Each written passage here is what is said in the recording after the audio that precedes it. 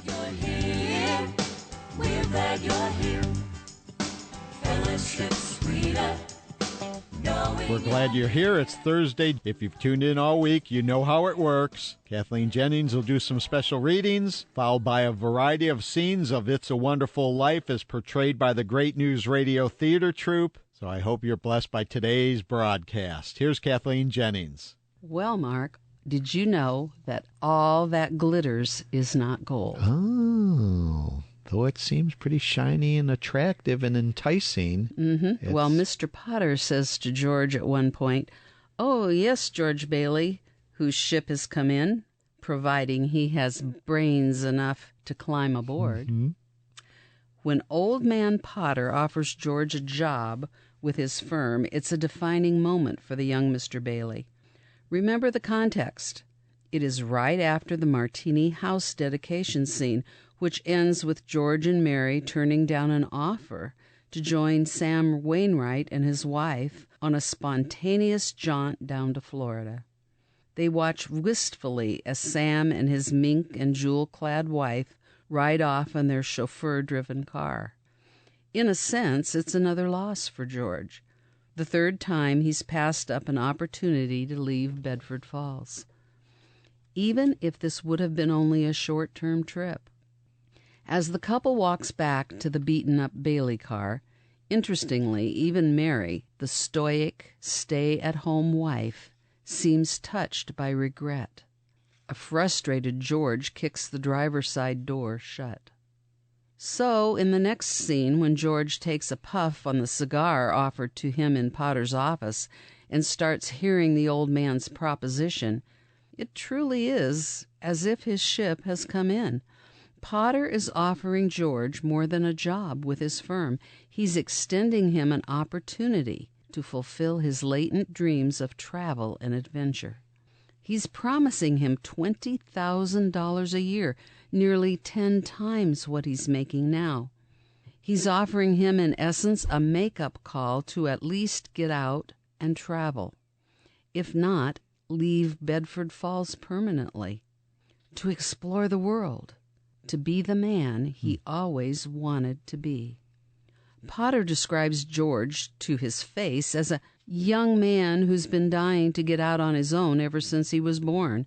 A young man who has to sit by and watch his friends go places because he's trapped, frittering his life away by playing nursemaid to a lot of garlic eaters.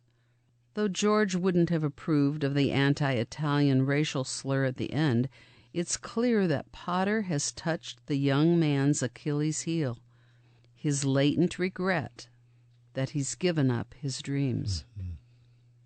This, of course, is like the devil tempting Jesus. He knew that after 40 days in the wilderness, Jesus was hungry, so he offered him a quick solution to his hunger. In the same way, Potter knew George was hungry to live out his do important stuff dreams and offered him a quick solution to his hunger. And George is poised to say yes. Though, of course, he wants Mary to sign off on the deal, he realizes, as Potter says, that his ship has come in, and he's prepared to leap aboard. But then comes the handshake. For George, Potter's touch, the script says Potter's hand feels like a cold mackerel, is like selling his soul to the devil. A wake-up call.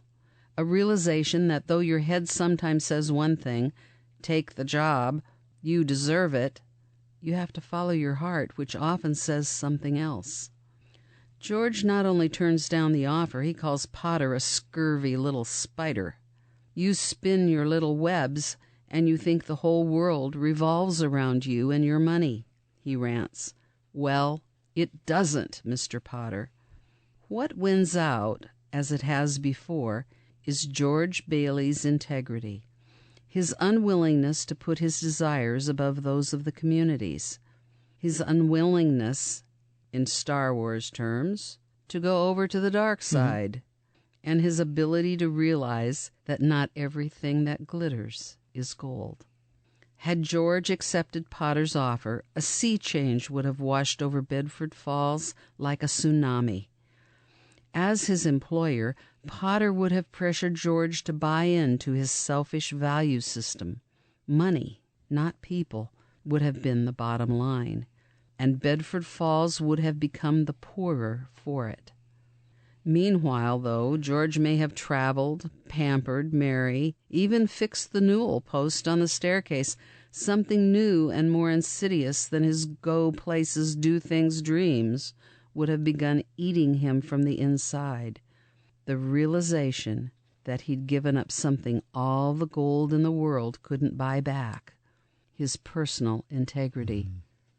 As it is, George seemed to have asked himself the question from Mark 8:36. What good is it for a man to gain the whole world, yet forfeit his soul? And George had the courage to find the answer. All that glitters is not always good. Lessons learned from this 52 Little Lessons from It's a Wonderful Life, written by Bob Welch, 2012, Thomas Nelson. Great additions to this week's edition of Mark and Friends as we continue to air portions of It's a Wonderful Life. Actually, if you listen all week long, you'll hear it in its entirety. It is also archived at greatnewsradio.org. And so we'll continue with the theater troupe's presentation of It's a Wonderful Life. Yes, sir. That's where they spent their honeymoon. That's where they started their lives together. Mary made the leaky old house a home, while George toiled away at the building and loan office. And Bailey houses started popping up all over the place, mostly owned by people that used to live in Potter's Field. And Potter had had just about enough of that. So after a couple of years, Old Man Potter decided to call our George into his office. Sit down, George. Sit down. Have a cigar? Oh, thank you, sir. That's quite a cigar, Mr. Potter. Oh, you like it? I'll send you a box. Well, I suppose I'll find out sooner or later, but just what exactly did you want to see me about? George, now that's just what I like so much about you. George, you see, I'm an old man, and most people hate me. But I don't like them either, so that makes it all even. You know just as well as I do that I run practically everything in this town, but the Bailey Building and Loan. You know also that for a number of years I've been trying to get control of it, or kill it, but I haven't been able to do it. You've been stopping me. In fact, you've beaten me, George, and that takes some doing. Take during the Depression, for instance. You and I were the only ones that kept our heads. You saved the Building and Loan, and I saved all the rest. Yes, but most people say you stole all the rest. The envious ones say that, George. The suckers. Now, let's look at your side. Young man, 27, 28, married, making 40 a week? 45. 45. 45. Now, if you were some ordinary yokel, I'd say you're doing fine. But George Bailey is intelligent, ambitious. He hates the Building and Loan almost as much as I do. He's been dying to get out of town ever since he was born. A young man, the smartest one of the crowd, mind you, who has to sit by and watch his friends go places. Because he's trapped into frittering his life away, playing nursemaid to a lot of garlic eaters. Do I paint a correct picture, George, or do I exaggerate? What's your point, Mr. Potter? My point is, George, you're the only man in town who's licked me.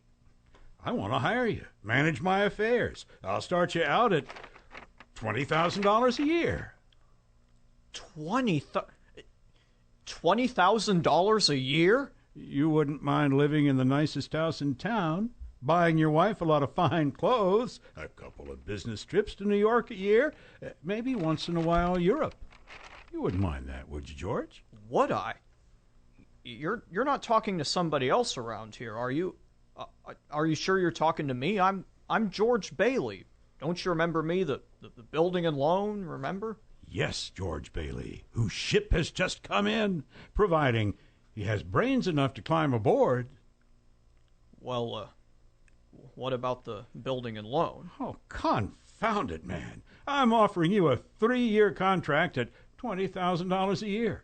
Is it a deal or isn't it? Now, Mr. Potter, I know I ought to jump at the chance, but I wonder if you might give me 24 hours to think about it. Sure. You go home and talk to your wife. Yeah, I'd like that. In the meantime, I'll draw up the papers, and soon you'll be managing my affairs. Your affairs? Your affairs?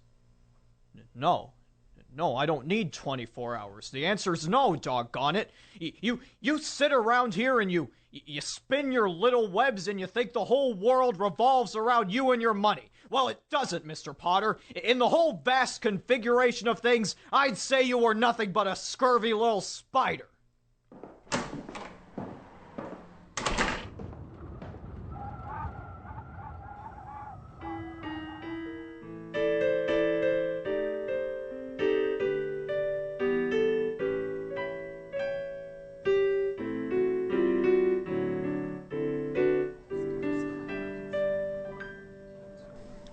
What did Mr. Potter want, George? Oh, nothing. Just talk. Nothing. Oh, gee, Mary Hatch, why in the world would you ever want to marry a guy like me anyway? To keep from being an old maid. I was going to give you the moon, but what have I given you? Not even a new dress, not for months. You could have married Sam Wainwright. You could have married anybody else in town. I didn't want to marry anybody else in town. I want my baby to look like you. You didn't even have a honeymoon. I promised you... Your what? My baby. You mean... Mary, you're on the nest? George Bailey lassos the stork.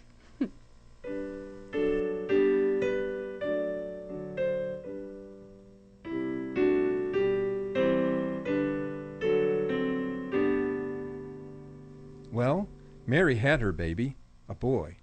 You don't say. Then she had a girl. Night after night, George would come home late from the office. Things weren't good with the building and loan. Potter was bearing down hard. Then came the war. Mary had another baby by then, but still had time to run the USO.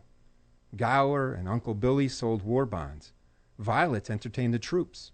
Bert the cop was wounded in North Africa, got the Silver Star. Ernie the taxi driver parachuted into France. But Harry Bailey topped them all.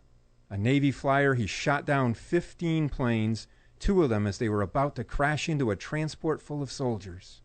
But what about George? 4F, on account of his ear. George fought the Battle of Bedford Falls.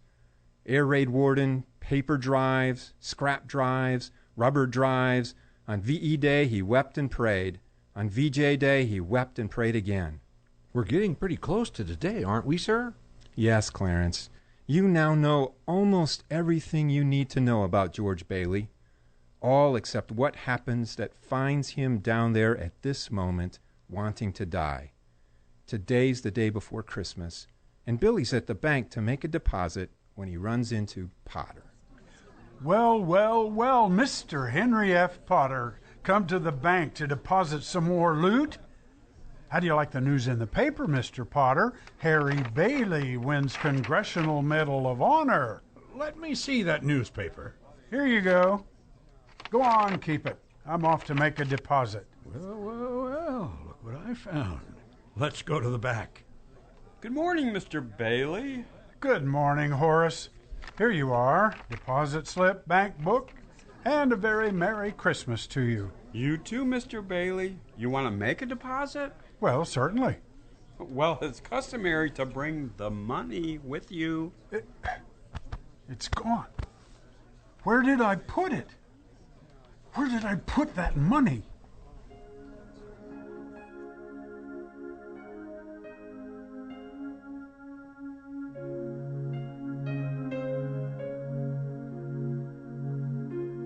A terrible thing, Clarence. Uncle Billy couldn't find the money because the envelope with the $8,000 was folded up in that newspaper he gave to Old Man Potter.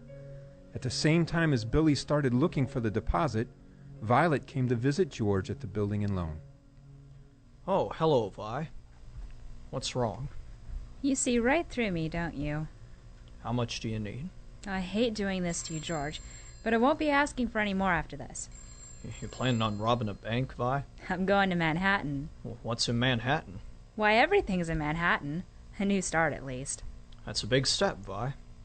What's the matter with starting a new life right here in Bedford Falls? Well, I'll be. Never thought I'd hear that from you, George Bailey. I thought you hated this place. I did, but this town has a charm of its own. Nah, I've made a decision. There's a midnight train tonight, and I plan to be on it. It takes a lot of character to leave your hometown and start all over again. Here's some dough. Oh, no, George, don't. Now, what do you want to do? Hawk your furs and that hat? You want to walk to New York? You know they charge for meals and rent there just same as they do here in Bedford Falls. Yeah, sure. It's a loan. That's my business. Building and loan. Besides, you'll get a job. Good luck to you. I'm glad I know you, George Bailey. Merry Christmas. George. Now, what's the matter, Uncle Billy? The money, the 8,000. What, Uncle Billy? What happened to it? I thought I had it. I just don't know what happened. Now, well, the first place you'll look is in your coat pocket. I told you to put it there when you left.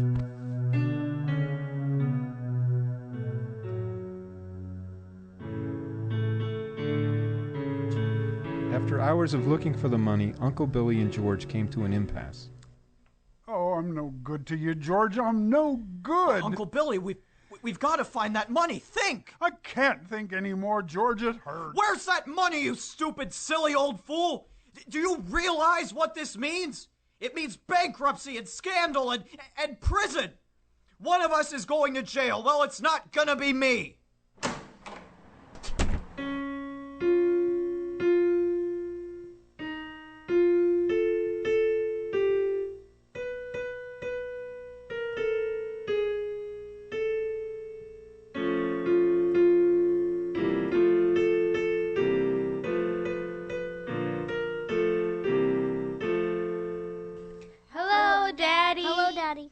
Hello, darling.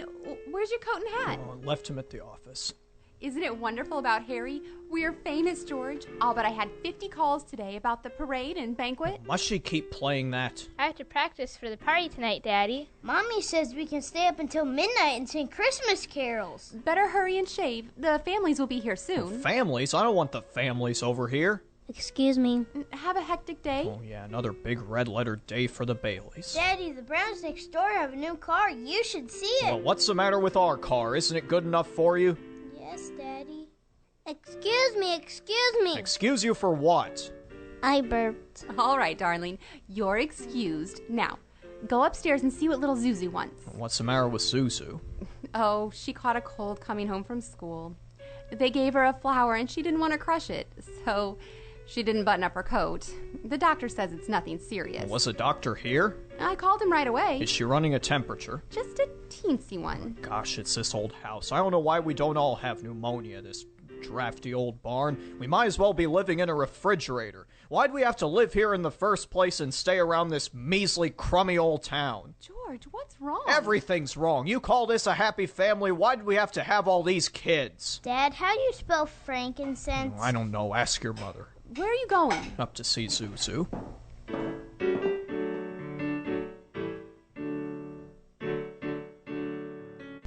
Hi, Daddy.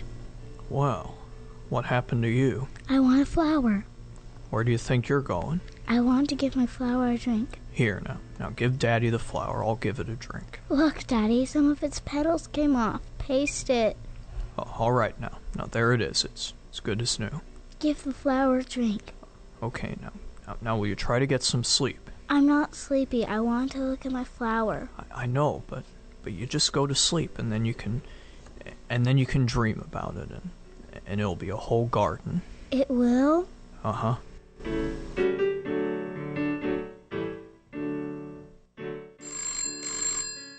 Telephone!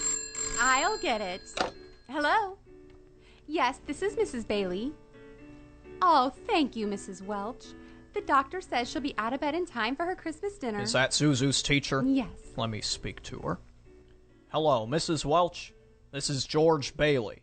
Say, what kind of teacher are you anyway? What do you mean sending her home like that half naked? George! Is this the sort of thing we pay taxes for, to have teachers like you? Silly, stupid, careless people who send our kids home without any clothes on.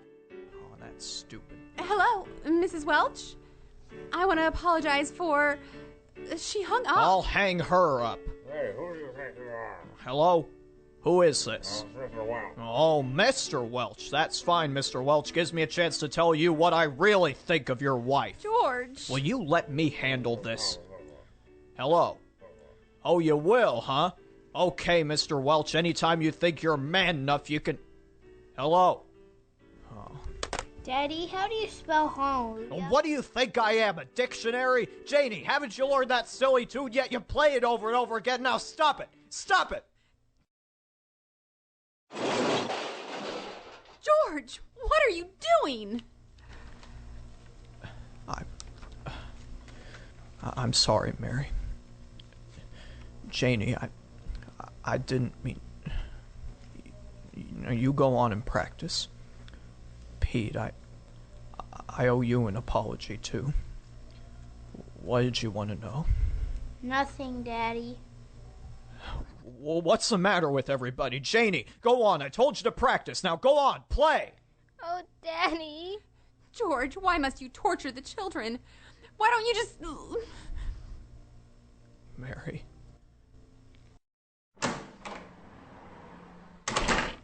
Where's Daddy going? Bedford 247, please. Is Daddy in trouble? Yes, Pete. Shall I pray for him? Yes, Janie, pray very hard. Me too? You too, Tommy. Hello, Uncle Billy?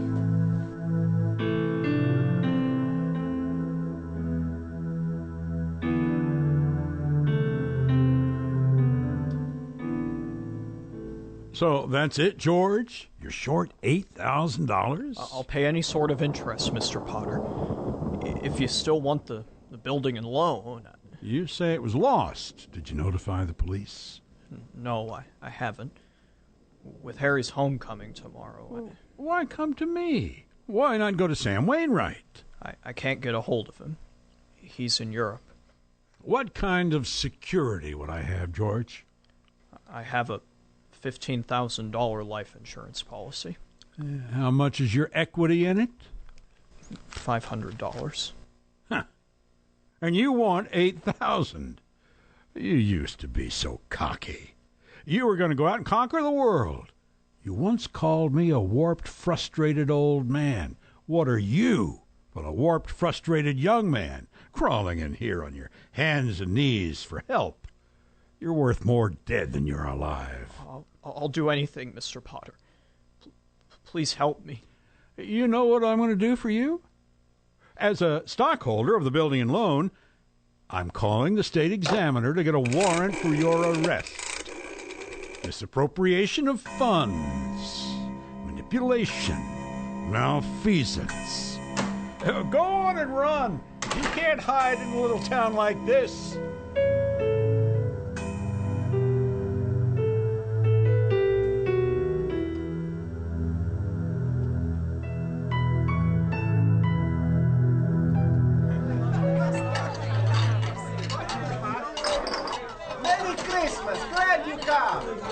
Where's George, sir?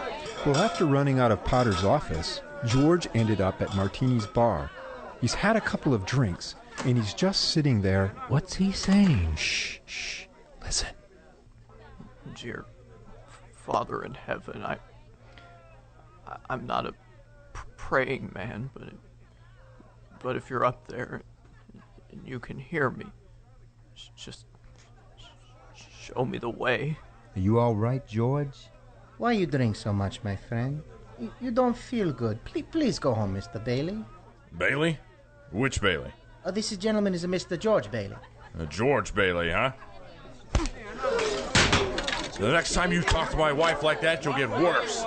It isn't enough she's slaves teaching her stupid kids how to read and write. You've got to ball her out. Hey, you get out of here, Mr. Welch. You hit my best friend. Oh, all right. Oh, Mr. Bailey, you okay? Who was that? Oh, that was Mr. Welch, but don't you worry. He don't come into this place no more. I'll get something for your face. It's bleeding. I'm all right. Oh, no. Please don't go away, Mr. Bailey. Please, don't.